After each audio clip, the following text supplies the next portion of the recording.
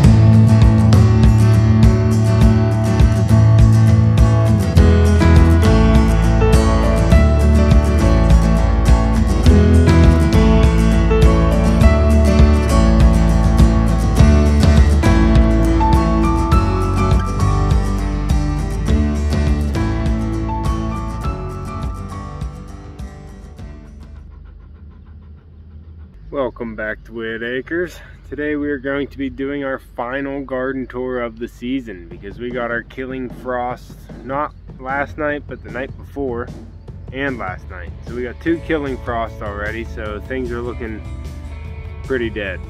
I'm down here in the vegetable garden where I got my raised beds all cleaned out here. The nasturtium that we had here on the end is completely dead. These are one of the first things to go. So it's turned to mush. I'm just gonna go ahead and pull that out and throw that in the compost. The carrots, of course, were not bothered. They're still bright green, and so are the onions that are stuck in there, a couple of them.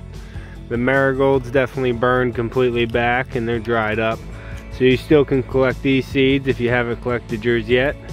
But we have a video on that showing you how to get the right seed from a marigold, so go ahead and check that one out. My wall of gherkins is completely gone.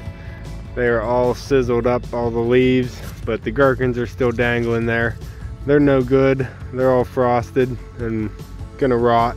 They're gonna go into the compost too. You can see each one's already squishing out some juice, so they're no good. My Swiss chard really took a hit too. It's all melted back. There's that weird bug. Not sure what that is. The garden is completely done. All the zinnias are all fried out now. The butterfly bush handled it very well. It's still green. And check out the elephant ear. It's done. Looks like it melted. So soon I will be coming in here, cutting all these back and digging up these elephant ears. I have to save those inside so they don't freeze and rot outside. And I want to cover up that gladiola bulb so it doesn't freeze as well. I'll get some more chips out here soon. Up. All my peppers and tomatoes are done for as well. I was actually done with these already, so it's no big loss. I just got to get in there. We even have some eggplants still hanging here. One here, one deep in there. The rest of the leaves fell off my empress tree, so now it's this tall skinny stick that you can barely see. Looks like a giant spear coming out of the ground. Look at that. Real tall. And a leaf stuck up there. Yeah, all stick. Wiggles a lot. Real flexible tree. Look at that thing go. It has a hollow trunk, so it's a weak wood. So it's good that it's pretty flexible so it doesn't break. I knew the frost was coming, so I did take out all my ground cherries and tried to dig up all the ground cherries that I could, all the actual ground cherries.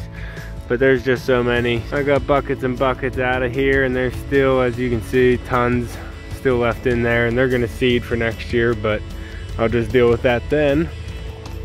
Puppy, where are you going? You can see past Pop. The corn's getting pretty brown, so it only has a week or so left, and we'll see when the farmer gets to it, but we'll lose my nice fence that I have up right now. So that sucks, because I like the privacy it provides, and it makes the property look really nice when the cornfield's all the way around it. I really like it during this season. Come on, Pop.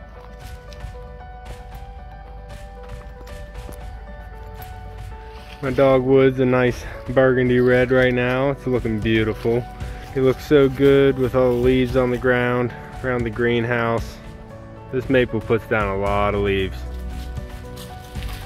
Puppy. We got the perennial guard pretty much weeded out, and it's all piled up in the back there along the fence line. It's looking a lot cleaner in here. I still got to get in here and change up the whole design in here. I got some plans for it, but no time to do it. So this one's on hold, but at least got it cleaned up so it's not overtaken by weeds. The hibiscus is all fried from the frost as well. The sedum goes right through the frost with no problem and looks good all winter long. These will dry up, but they'll still look good. You can leave them go and they'll persist all winter long, and then cut them back in the spring when you start getting the new growth. Some of the hostas made it through the frost. They just got lightly frosted. They're not completely destroyed like the impatiens are. Those are completely melted back. This time of year the sun doesn't actually hit this garden, so they get to kind of melt the frost off before the sun burns the ice crystals. These marigolds were already gone, so was the allium. And these petunias got saved because, like I said, they don't get hit by the sun at all. So this arrangement's still holding out pretty nice. I still like it. It's looking like fall out here with the dead zinnias and the brown burning bush. We collected seeds off this already. There's millions still floating around, but the burning bush still looks good as little brown tufts. I think it works for the fall season. My knockout roses are blooming right through the frost, no problem there. The late gladiola,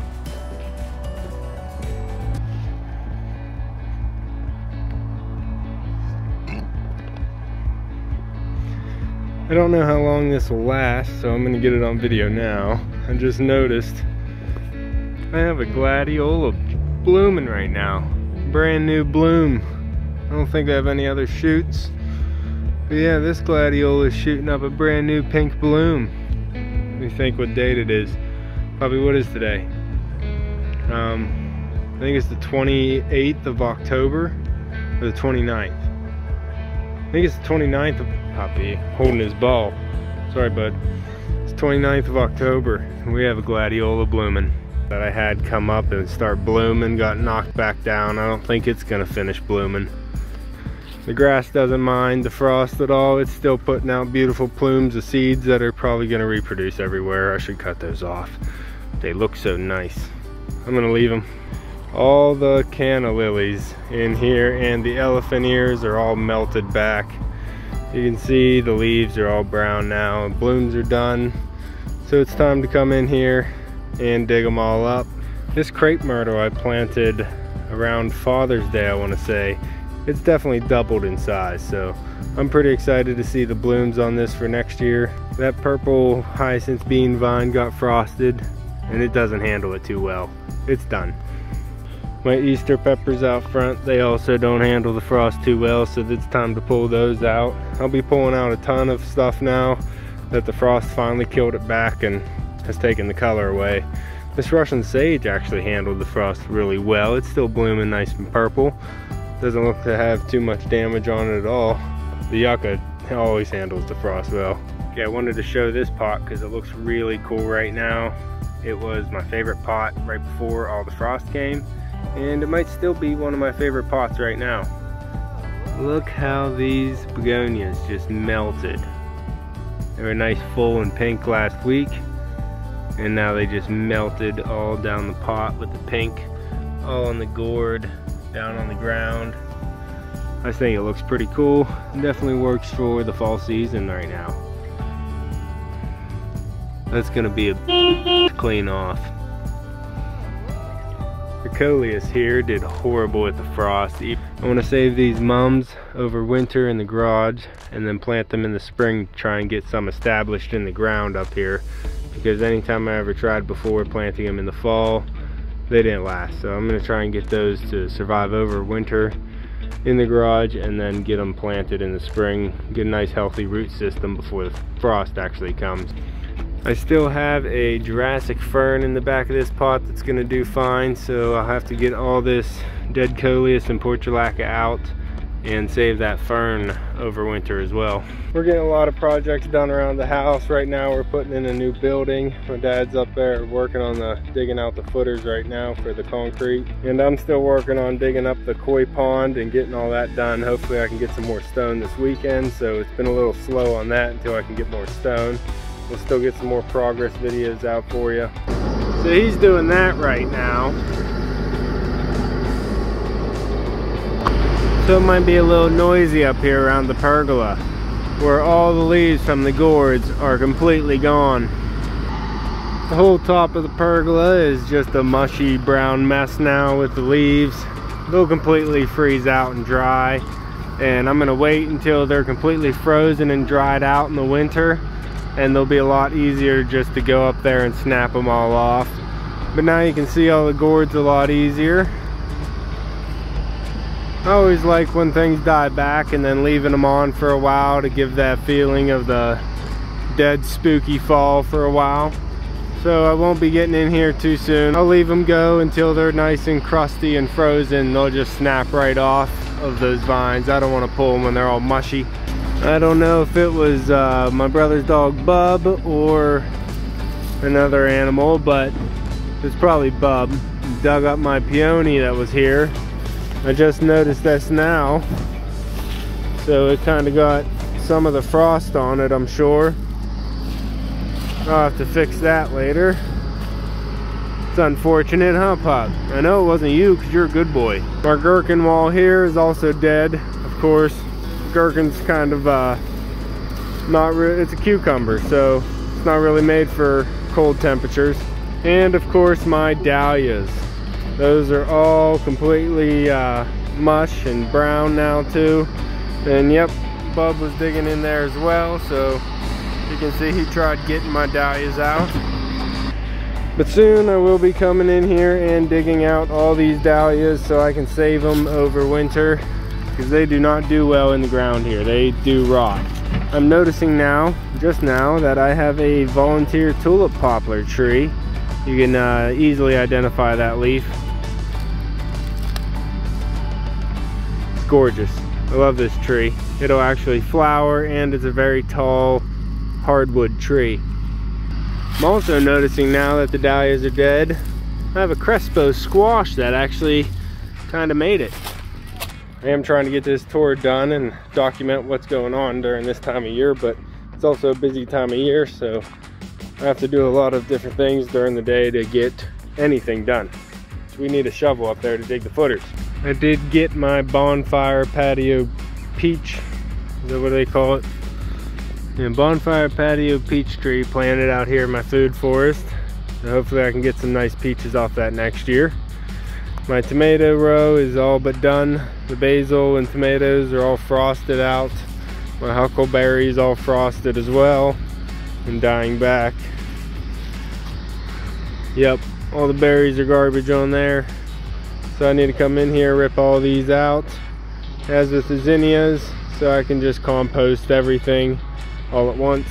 The leaves have completely taken over my food forest, which will be good for just nutrition. I'm gonna leave them go. Leave them go. Leave. The gourd leaves are all dead as well, so all the gourds are just poking up through, so I can finally see how many I have. There are a bunch, and they're all just hiding in there in different shapes. So 1, 2, 3, 4, 5, 6, 7, 8, 9, 10, 11, 12, 13, 14, 15, 16, 17, 18, 19, 20. At least 2 dozen of these gourds are all speckled around here. I got them all the way through. There's a big group of them over here, and then there's a nice big one over here. This is the first time I'm seeing this one. That is a handsome gourd. Look at the size. That'll make a bird nice and happy. Then I got some other ones here. Even this one might be big enough for a bird. So we'll see. They won't get hurt by the frost out here. They're hard shell gourds. If they are mature enough, they'll survive. If they're not, they're gonna rot anyway, so they might as well rot out here, not in my storage. The calendula is trying to hang on. We got a little bit weary and tired from the frost, but it's definitely not done for. It'll hold this color and probably keep blooming, because we're gonna have some nice days coming up here in the 50s, and then we'll have some low frosty nights. But this calendula, I believe, will keep keep on trucking for a little bit longer. Look at all these gourds. Awesome. Calendula and Poplar. What are you doing? Go. The island's looking nice and clean, and over here it's covered in leaves. Got another big maple over here that just drops tons and tons of leaves. So this time of year, I just accept it and leave them go because they're pretty. So I'll just take it this time of year. Look at that yard. Gorgeous.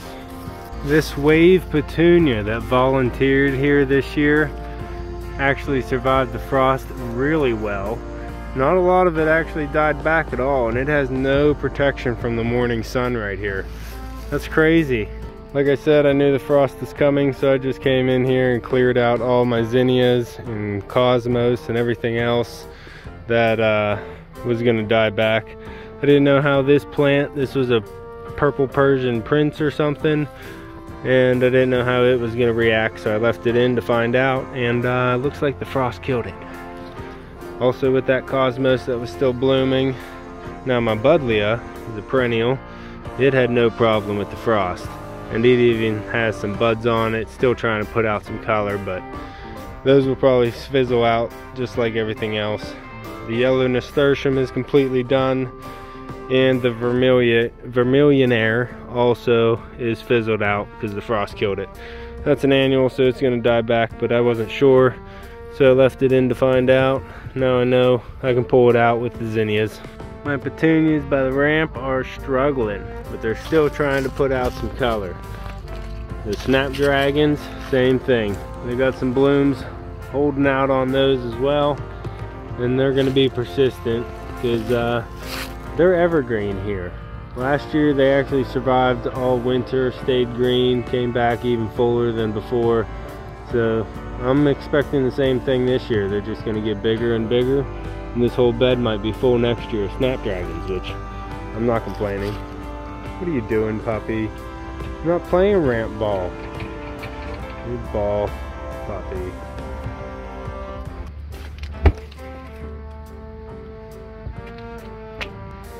The Minolabota Jungle Queen got frosted as well, but some parts of it are still trying, like the very top, and some of them on the inside are still looking good because they were under roof cover. They're still looking pretty good, adding some color to the area. Right when I thought I had all my fall planting done and everything in the nursery, my dad brings home, what, 10 more Norway spruce. So it's a good thing, but I still have some more planting to do. That's all for this one.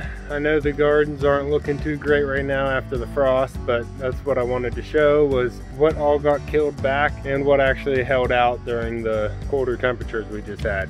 The killing frost came November 3rd this year, which is almost a full month past our average killing frost for this area in Zone 6A in Western Pennsylvania. So this will be our last garden tour for the season. The growing season is officially over. This channel isn't only garden tours, this will be the full process of turning my family home into a Paradise Homestead, and I'll be bringing you along the whole way. Subscribe down below so you can be here from the beginning. We'll be getting more fish, more animals, doing more garden expansions until the whole entire property is fully planted out and looking beautiful. So stick around and we'll be doing a lot more coming up.